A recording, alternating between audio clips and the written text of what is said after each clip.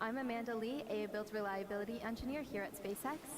And I'm Jake Berkowitz, a lead propulsion engineer on our SpaceX Raptor team. Today we're coming to you live from Star Factory, just under 2 miles away from the rocket on the pad. Right outside on the lawn, the crowd is starting to gather, and after liftoff, we expect that crowd to head back in to watch the rest of the rockets and have a party. And right behind us are 3 generations of Raptor engines, the third of which we're looking to debut on the next generation of Starship. And we'll talk a little bit more about that upgraded rocket later in the program. Yeah, and if you watch Flight 10, you'll know it was a really, really good day for Starship. All objectives were met, and we got tons of great data to learn from. And today, we're looking to build on the success of that flight. Yeah, that's right. Like in Flight 10, we're again planning to deploy Starlink simulator satellites as well as test the limits of ship's heat shield during re-entry. A controlled descent, flip maneuver, and soft splash in the Indian Ocean are also planned for ship.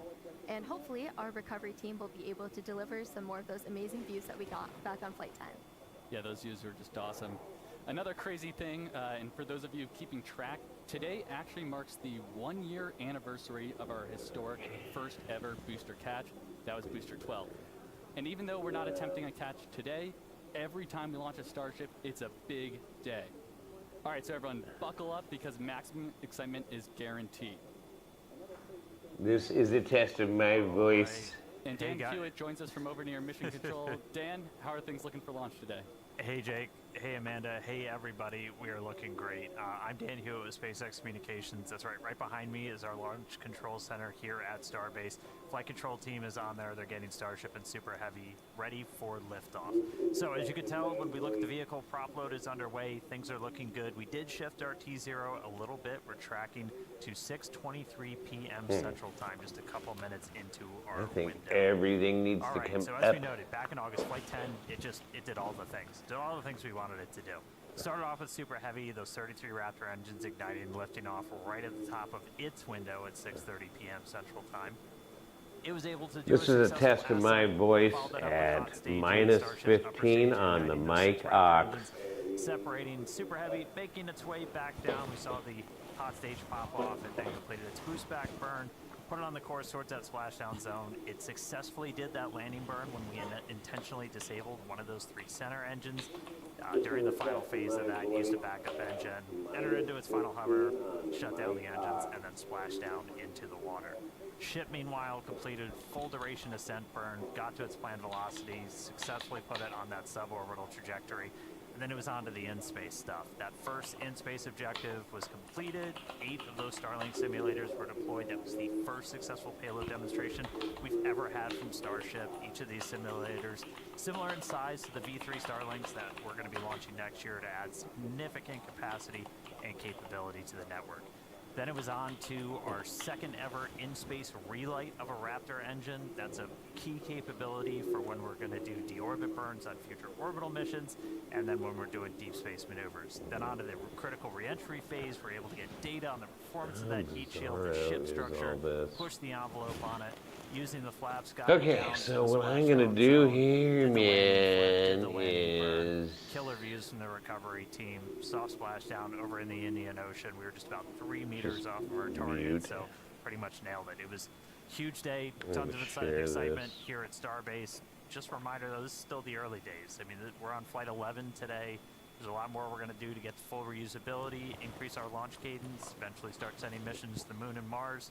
I mean, we've got thousands of launches to come. But for now, we're looking good for launch. Toss it back down to Amanda and Jake. Awesome. Thank you, Dan. Starship is the first orbital launch vehicle engineered to be fully reusable, just like a commercial airliner. In fact, to the end, we're actually reflying a Super Heavy booster for the 2nd time today. This booster last flew on Flight 8. So let's just start with how powerful this rocket really is. When you stack Starship up against one of the world's biggest airplanes, the 747, a single Raptor engine is actually double the thrust of all 4 airplane engines put together. So that means the Super Heavy over in the pad right now, with its 33 Raptors, is equal to the power of about 64 747s. Yeah, that's just crazy, Amanda. The power this rocket generates is incredible. To be specific, it's over 16.7 million pounds of thrust. Numbers almost incomprehensible, but it's just crazy. All right, to break it down, Starship is made of two parts. First is the Super Heavy booster, which is powered by 33 of those Raptor engines that run on liquid methane and liquid oxygen. And second is the Starship upper stage, powered by 6 Raptor engines. 3 are optimized for sea level performance, and 3 are for vacuum performance with that larger nozzle. All right, it's the Starship's second stage that will one day carry cargo, payloads, and people all the way to Mars and beyond. The Super Heavy booster is designed to launch, separate, flip, and return to the launch site where it can be caught by the chopsticks on the launch tower. However, as previously noted, we won't be attempting one of those catches today.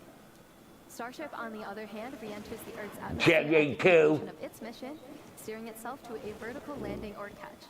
And both stages are designed to return to Earth and fly again, making this the first rocket in history that will be fully reusable. Yeah, and we cannot forget that between the two vehicles, You know, I think my is the mic hot is steel actually, ring, oh no, that's the a desktop structure made of audio. steel that allows the ship's engines to ignite while still attached to the booster. enabling Okay, faster man, let's and check speed out some of these separation. other cameras. Right now, the hot stage ring is single use, but in the Alright. future, it will be built in directly to the V3 booster forward end. And I need to finally, turn the this one infrastructure on. built to support Starship is referred to as Stage 0. This includes the launch pads, tank farm, and the launch towers, which hold the chopsticks that catch the Super Heavy booster and eventually will also catch the ship.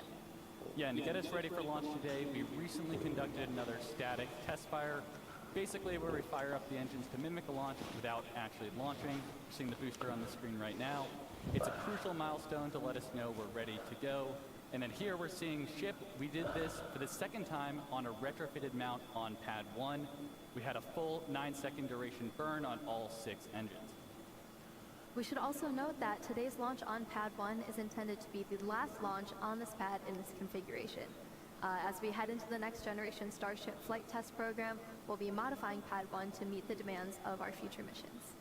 Yeah, and among many other things, we're installing a new orbital launch mount, a new flame trench system, and upgrading the chopsticks for future catches. So until that's complete, we'll be running operations from Pad 2, which will be coming online very soon. All right, let's go over to Hawthorne, where Tyler is ready to talk about Nice. Starlink. Thank you, Jake and Amanda. My name is Tyler Lionquist, and I'm a Starlink business analyst here at SpaceX. Starlink is SpaceX's low Earth orbit, high-speed internet that's bringing connectivity both on Earth All and right. in space. I'm gonna So remember I have Starship this is mic outfitted on. again today with 4 Starlink terminals, powering those incredible live shots of ship in orbit, through re-entry, and then all the way down to splashdown in the Indian Ocean. Now, we've had a couple of recent milestones that are worth celebrating. Back in September, we launched Starlink for its 300th time. And this summer, we surpassed 7 million active customers with service available across 150 countries and territories. We've come a really long way since turning on service for our first paying customer in rural Idaho 5 years ago, back in October of 2020.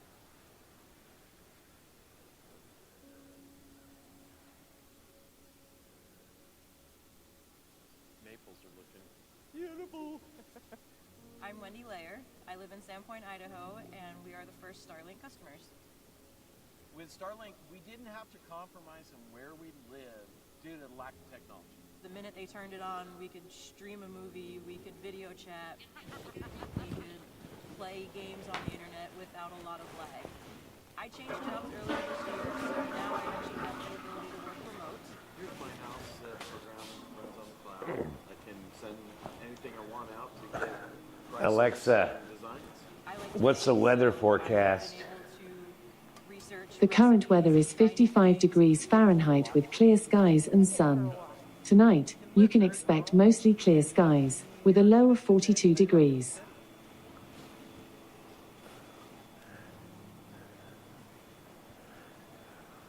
And I'm happy to report that Wendy and Sean are still Starlink customers today. So in just over 5 years, we've added dedicated services for aviation, maritime, RVs, and rail, and have expanded our emergency response capabilities. We've activated high-quality internet for millions of people, including those that live in some of the most remote places on Earth. Starlink is enabling rural school districts, counties, and tribal governments to offer online access to education, telemedicine, and many other critical services, in some cases for the first time ever. And yet, a third of the planet continues to go without access to reliable high-speed internet, so there's a lot more work for us to do. But Starlink was designed from the very beginning to meet these needs. And as each new version of Starlink comes online, the constellation's capacity and performance increases significantly. The larger V3 satellites that will deploy from Starship will bring gigabit connectivity to users and are designed to add 60 terabits per second of downlink capacity to the Starlink network. That's more than 20 times the capacity added with every V2 mini launch on Falcon 9. And then on the cellular front, last month, SpaceX announced a deal that provides Starlink with exclusive spectrum for its next-generation direct-to-cell satellites, which will be capable of providing broadband service to cell phones globally. Starlink is the largest 4G coverage provider on Earth. Over 7 million people across 5 continents already rely on Starlink to connect their LTE phones to data, voice, video, and messaging, where terrestrial service is unavailable. So we're excited to have the opportunity to help close those coverage gaps and ultimately eliminate mobile dead zones around the world. So yeah, there's a lot happening with Starlink, and there's a lot more to come. So let's head back to Amanda and Jake at Starbase to take us through today's flight profile. Thank you so much, Tyler. So today's float profile, we're looking to get our second re-entry with this iteration of ship. And prior to every launch, we work closely with the FAA and international air traffic organizations to efficiently and safely integrate launch and re-entry operations into the airspace. And we've got a special guest here. We're live. How's it going? Good to see you, boss. Hi. Good, we're live right now. Wow. Yeah, getting ready for Flight 11. How are you feeling for it? Relax. Okay, yeah. Okay. Awesome. Yeah, you're gonna feel Great it. place It's gonna be awesome. We'll be in here this time, but usually we're out there watching. Yeah. Good luck and have fun. Have fun. All right, so that was an exciting cameo there. But yeah, starting with liftoff, we'll get into the flight profile here. Super Heavy will ignite 33 engines, 24 of which are flight proven today. We'll power through ascent ahead of hot stage separation, where booster will shut down all but 3 engines. Stage 2 lights as Raptor engines while still attached to Super Heavy. That is what we call hot stage separation. We'll see a directional booster flip and engine relight for boost back. And we'll be intentionally headed to a splashdown in the Gulf with a V3 style landing burn demonstration today. Meanwhile, ship will continue with its ascent burn to a suborbital trajectory, where it will attempt to deploy 8 Starlink simulator satellites. And we're also planning to relight a single Raptor engine. Then it's time for re-entry, where we're once again testing the limits of Starship's heat shield by intentionally removing tiles. The ship will also perform a pretty dynamic banking maneuver that mimics the path of a return to launch site for Ketch that will fly on a future mission. And if all that goes as planned, we'll conclude the test with a landing flip, burn, and soft water splashdown in the Indian Ocean. So definitely another action-packed flight profile, Dan. It's planned to be the final launch of this version of Starship, version number 2. Right now, Well, we're actively building multiple I think next-generation V3 Starship and Super Heavy vehicles in the AGG factory, readers. kind of right behind us. So let's take a minute and nerd out a little bit. All right. There's going to be launching from Pad 2, which is nearing completion down here at Starbase. Both the pad and the vehicles are going to roll in really significant changes. This is building on everything we've learned from all of these flight tests to make a vehicle that Alexa, we're looking to mass produce. what's the inside Starting with temperature? the Starship upper stage, which is going to look pretty similar. The to average outside, temperature of the home is pretty much a 78 complete overhaul degrees. Under the hood. We're getting major design changes to its propulsion system that's going to accommodate that new version of Raptor, which puts out higher thrust. We're also getting an energy storage upgrades, tons of avionics changes, a lot of things that will enable longer duration missions. One notable thing you'll start seeing the outside are these new docking adapters, which we'll use when we bring 2 Starships together for propellant transfer. That's a core capability of Starship that we're going to demonstrate next year. Bottom line, though, this is the Starship we're planning to use for all of our next major milestones: orbital missions, return to launch site and Ketch, reuse, propellant transfer, and then making our way to the Moon and Mars.